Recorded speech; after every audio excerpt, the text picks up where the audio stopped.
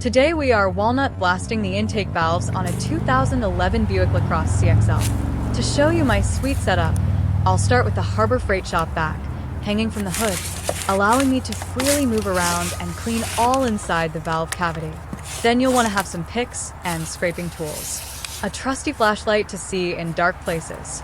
As an additional precaution, you could drape a tarp over the hood in an effort to fully conceal yourself as to not spread a mess. And most importantly, the Harbor Freight Portable Abrasive Blaster Kit. Personally, I recommend having a strainer allowing you to reclaim the abrasive media and filter out any larger particles that could clog the line when reusing. Just look at all that nasty buildup I already removed from this valve cavity. Moving on, I want to show you how I got the particular cylinder in the top dead center position. Using a ratchet wrench, rotate the crankshaft however many rotations, attached to the crankshaft pulley bolt.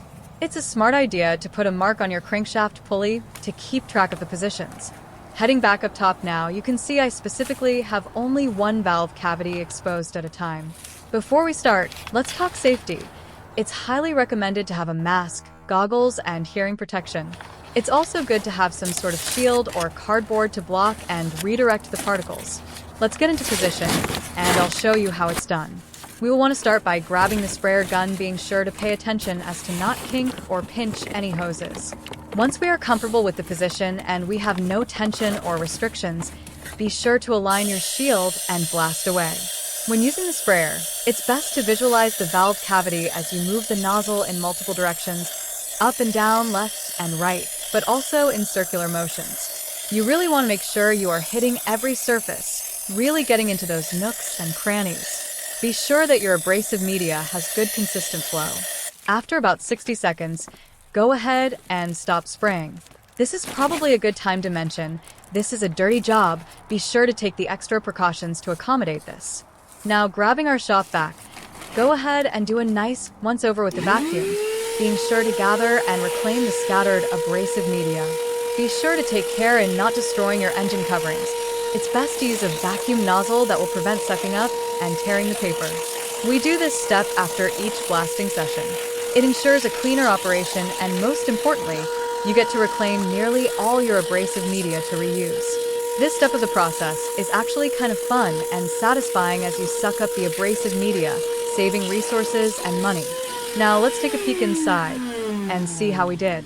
Bear in mind, this is after about 5 to 6 sessions already completed, but I will show you at different stages with the next one.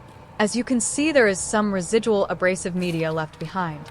Go ahead and grab the shop vac again, and while using that modified nozzle attachment, get down inside the valve cavity and remove the residual media. Be sure to move around and agitate all the loose particles. It is very important to remove as much as you can. Let's switch off the vacuum. As you can see, we are looking pretty great. However, there are still a few particles clinging on for dear life. Go ahead and blast some compressed air in there to get any stubborn particles out.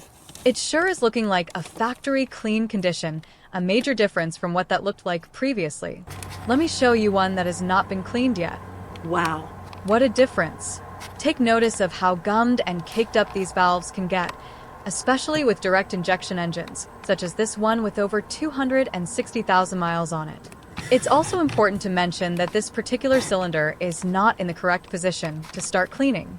Notice how the valves are not in the closed position? Compared to the one we just finished cleaning, this one has no gap and is closed. Let me show you a trick to ensure the cylinder is in the correct position for cleaning. With your spark plugs out, take a long stick or straw and insert it into the cylinder through the spark plug hole. This will give you a visual indication of the position and movement of the piston, which in turn will also give you the current position of the valves in order to get them where we need. Using the ratchet wrench attached to the crankshaft pulley, spin the crankshaft clockwise while paying close attention to the movement of the indicator stick. Continue turning and stop once it reaches the highest point. From here we can go back to visually confirm our desired valves are in the correct and closed position and there are no gaps. As promised, here are the results after just one 60-second session. Looking like it's off to a great start, but we can't stop there. As you can see, there's surely some remaining spots that need to be removed. In this case, blasting is not enough. It's best to assist the process by way of a dental pick and physically scratch and pick away at the buildup.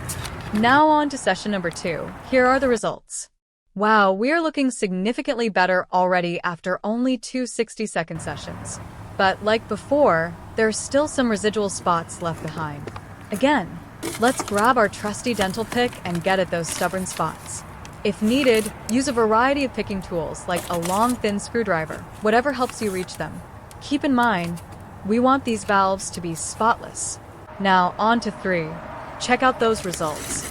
We are looking pretty great. We significantly removed a majority of the buildup, but there are still some tough spots to get at.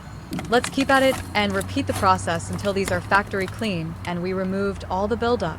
Here we are after a total of 6 sessions of blasting, picking, vacuuming, and cleaning.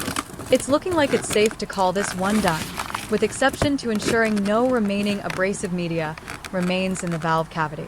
It's amazing how simple and effective this process is while cleaning these dirty valves.